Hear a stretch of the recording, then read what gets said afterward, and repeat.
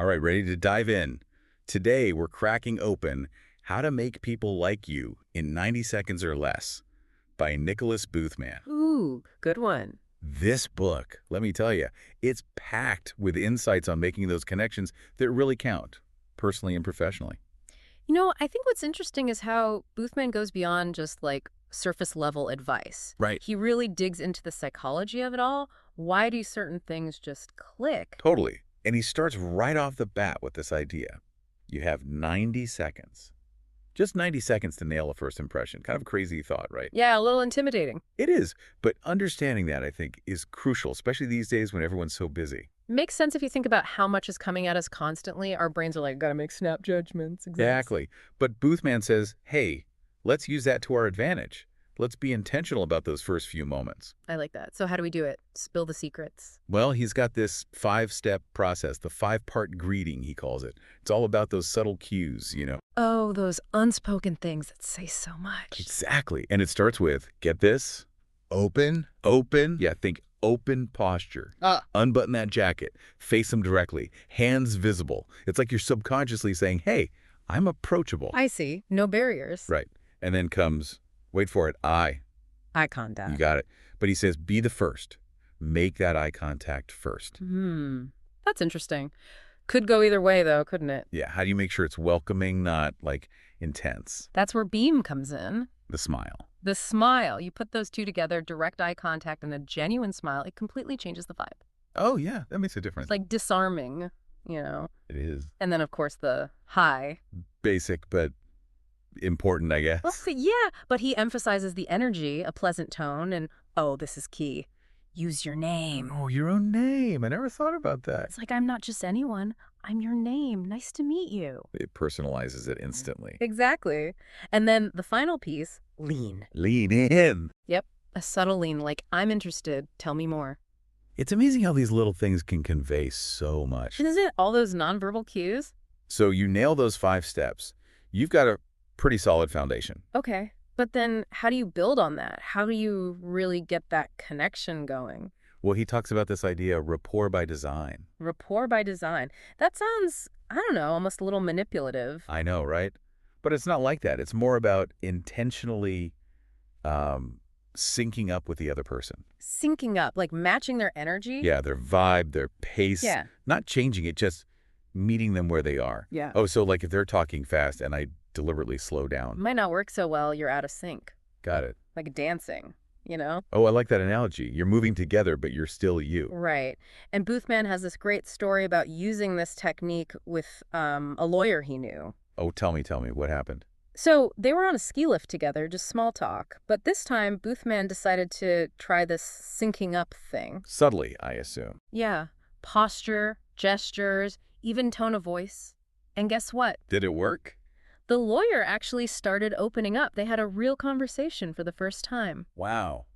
That's powerful, Yeah. just from mirroring a bit. It was more than mirroring, though. It was about creating this sense of harmony. Makes you think. I wonder how good I am at that naturally. Well, he says it takes practice, finding that balance. Yeah. But it can really deepen a connection. Okay, so you've got the greeting, you're syncing up. What comes next? He talks a lot about the art of conversation, asking the right questions. Oh, that's something I'm always trying to get better at. Yeah. Especially avoiding those awkward silences. Well, he calls them conversation generators, these questions, and the key is they're open-ended. Okay, so not, did you have a good weekend?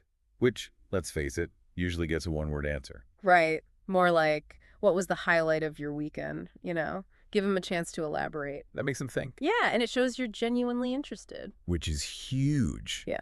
But it's not just about asking, right? It's about how you listen, too. Absolutely. Active listening, he calls it.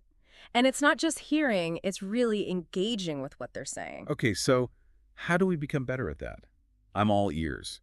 He points to a few things. First, pay attention to the nonverbal cues. Are they leaning in, avoiding eye contact? Like reading their body language. Exactly. And then give them feedback. Show you're not just hearing the words, but you're getting it. Like, I see you, I hear you. Yeah, and little things like nodding, maintaining that eye contact, even little verbal cues like, or oh, I do that all the time. It's just natural, I guess. Well, it's effective. Boothman calls them primal sighs and international grunts. Sounds funny, but... It works. Like, tell me more, without actually saying it. Exactly. And all of that adds up to making them feel heard. Which is really the basis for any strong connection. It is. Okay, we've got the greeting, we're syncing, asking good questions, listening actively. Anything else? Oh, there's more, and this is where it gets really fascinating. Boothman introduces this idea of sensory preferences. Sensory preferences. Now I'm curious. He says, basically, we all experience the world mainly through one of three senses: visual, auditory, or kinesthetic. Okay, yeah. Some people are very visual, others are all about the sounds. Right. And knowing that, he says, can totally change how you connect with someone. So, like, how do I talk to someone who's super visual? Do I use more imagery? Exactly. Words like see, imagine, even using your hands to, paint a picture. I see what you mean. Literally. And for someone who's auditory? Think about the sound of your voice, maybe a little more rhythmic language. And for kinesthetic, is it about, like, touch? Could be. Phrases like get a handle on it or I have a gut feeling, creating a cozy atmosphere. So you're speaking their language, but in a deeper way. Exactly. It's about tapping into their dominant sense. But how do you figure that out? Do you just ask them straight up, like, hey, are you a visual person? You could, but Boothman's all about subtle observation. Pay attention to their language, their metaphors, their eye movements. So you're like a detective of human behavior. Kind of. It's about those little clues that tell you how they experience the world. Fascinating. Okay, so let's say I've figured it out. How do I actually use that to build rapport? Got any examples? Sure. Let's say you're talking to someone who's visual and you're giving a presentation. Okay, what would I do differently? Instead of just talking, use visuals. Charts, graphs, maybe even sketch something out on a whiteboard. Give them something to see, not just hear. And use vivid descriptions, let them picture it in their mind. Okay, and for an auditory person? Maybe some soft background music, a calming soundscape. And when you talk, think about your tone, your rhythm. Like I'm composing a piece of music with my words. Exactly. And for kinesthetic, think comfortable environment, maybe a warm drink they can hold. Appeal to their sense of touch. And use more physical gestures yourself. Maybe even a light touch on the arm to emphasize something. Oh, interesting. But you'd have to be careful with that, right? Boundaries and all. Absolutely. Read the situation, be respectful. Context is everything. Yeah. But this is so cool. So you're saying we can actually tailor our communication to resonate with someone better. That's the idea. And, it's not about being fake. Right. It's about using these tools to be more effective, more genuine. Like enhancing your natural abilities. Exactly. And Boothman actually talks about this with his own wife. He's auditory, she's kinesthetic. Oh, so different ways of experiencing the world. Did that cause problems? Early on, yeah. They'd argue and he'd try to talk it out, typical auditory, but she needed that physical, emotional connection. To feel heard on a deeper level. Right. And he realized to really connect with her during those times, she had to speak his language. Use his sensory preference to get through to him. Yeah. She'd say things like, "You're not listening," and that's when he could actually tune in. Wow. So this isn't just for casual conversations. It can even help with, like, relationship conflicts. Exactly. It's about understanding how the other person experiences the world. And being flexible. Yeah. You can't always rely on your own preferred way. Exactly. And that's a skill you can develop, like anything else. Okay, so we've got the greeting, syncing up, asking questions, active listening, and now sensory preferences. This is a lot to take in. It is, but it's all about building those genuine connections, isn't it? It is. Makes you think about all the ways we communicate, even without realizing it. Yeah, it's pretty amazing when you start to break it down. It's like you're saying, I'm with you. I'm right here. Right, and that can go such a long way. It really can. And verbally, you can throw in things like, tell me more about that, or that's so interesting. Or even just like, or oh. Yeah, those little things. Boothman actually calls them, get this, primal sighs and international grunts. Okay, that's hilarious. I know, right? But they work. They show you're engaged. Oh, totally. Sometimes just a well-placed, can keep the conversation going. Yeah, it encourages them to keep sharing. And it all goes back to making that connection. It does. That's really the foundation. So we got the greeting, we're syncing up, asking good questions, listening actively. I feel like I'm already leveling up my communication game. That's great. But there's more. And this is where Boothman gets into some really cool stuff. Okay, lay it on me. What else is there? He talks about sensory preferences. The sensory preferences, I have no idea what that means. Okay, so he says that each of us kind of experiences the world through one main sense, visual, auditory, or kinesthetic. Okay, yeah, like some people are very visual. Exactly. And knowing that, he says, can totally change how you communicate with someone. How so? Like if someone's very visual, I should use more imagery. Bingo. Words like see, look, imagine. Maybe even use your hands when you're talking like you're painting a picture. Ah, so you're literally speaking their language, but on a sensory level. Exactly. Okay, so what about someone who's more auditory? Think about the sound of your voice. Use more rhythmic language. Maybe even incorporate some music into the setting. Interesting. And for kinesthetic? Think touch, feeling. Use phrases like get a handle on it or I have a gut feeling. Create a comfortable physical space. So we're tapping into their dominant sense. Yeah. Like that. But how do you figure out someone's preference? Do you just come right out and ask, hey, are you a visual person? Aha. You could. But Boothman's all about observing. Pay attention to their language, their metaphors, their eye movement. Okay, so I need to be a bit of a detective. A little bit. Look for clues about how they perceive the world. I see. So let's say I figured it out. What then? How do I actually use this to build rapport? Okay, let's say you're trying to connect with a visual person. You're giving a presentation and you want to make a real impact. Okay, how would I approach that differently? Well, instead of just talking at them, use visuals. Charts, graphs, even images. Maybe sketch out an idea on a whiteboard. Give their eyes something to feast on. Yeah, and use vivid language. Let them see what you're describing. Gotcha. What about someone who's auditory? Think about creating a soothing soundscape. Maybe Yeah. some soft music in the background. Okay, and what about the way I'm actually speaking? Use a clear, engaging tone. Vary your pitch and cadence to keep them interested. Maybe sprinkle in some sound-related metaphors. It's like I'm creating a symphony of words. I love it. And for kinesthetic. It's all about creating a comfortable environment. Make sure the temperature's good, the seating is comfy. Maybe offer them a drink. Appeal to their sense of touch. Exactly. And maybe use some physical gestures while you're talking. Even a light touch on the arm, if appropriate, to emphasize a point. Okay, I can see how that could work. But you'd have to be careful about personal space. Oh, absolutely. Read the situation. You don't want to make anyone uncomfortable. For sure. But this is so fascinating. It's like a whole new level of communication. It is. But, at the end of the day, it's not about being fake. Right. It's about using these tools to be more genuine, more effective. Enhancing what you already have. Exactly. And Boothman actually talks about this with his own wife. He's auditory and she's kinesthetic. Oh, so they have very different ways of experiencing the world. Did that cause any challenges for them? It did, especially early on. They'd have arguments and he'd try to talk things through, which is classic auditory. But she needed that physical, emotional connection. She needed more than just words. Right. And he finally realized that to really connect with her during those moments, she needed to speak his language, use his sensory preference. Wow.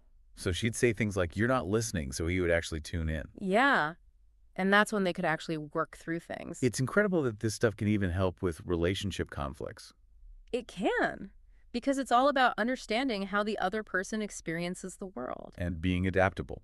You can't always rely on your own preferred way of communicating. Exactly. It's a skill you can develop, just like anything else. Okay, so we've covered the greeting, syncing up, asking questions, active listening, and now sensory preferences. I feel like we've covered so much ground already. We have. But it's also valuable when it comes to building those genuine connections, right? It is. It's made me think about communication in a whole new way. That's great. It's amazing what you discover when you start paying attention to these things. It really is, and I think this is a perfect place to take a quick break. We'll be right back with more insights from Nicholas Boothman's How to Make People Like You in 90 Seconds or Less. Don't go anywhere. And it really does make you realize how much is going on beneath the surface, Totally. It's like a whole secret language we're all speaking. Exactly. So, we've talked about what to do when things are clicking, but what about when they're not? Ah, yes. The dreaded awkward encounters. Is there a Boothman strategy for those too? He actually talked about that. Sometimes, he says, personalities just clash no matter what you do. Okay, so it's not always me.